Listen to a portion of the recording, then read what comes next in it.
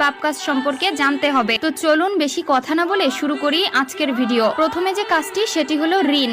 যে ব্যক্তি ঋণ করে মারা যাবে আল্লাহ তার রুহু গ্রহণ করবে না ততক্ষণ পর্যন্ত তার আত্মা ঝুলন্ত অবস্থায় থাকবে যতক্ষণে না তার ঋণ পরিশোধ হয়। প্রিয় দর্শক, আমাদের প্রিয় নবী আমাদের ঋণ থেকে দূরে থাকতে বলেছেন, কারণ ঋণ এমন একটি কাজ যেটি আল্লাহ মানুষের উপর ছেড়ে দিয়েছেন। আপনি যার থেকে ঋণ করবেন সে যদি আপনাকে ক্ষমা না করে আল্লাহ তাআলা আপনাকে ক্ষমা করবে না। আপনি সারা জীবন তওবা করলেও আল্লাহ আপনাকে ক্ষমা করবে না। তাই সবাই সকলের ঋণ পরিশোধ করার চেষ্টা করবেন।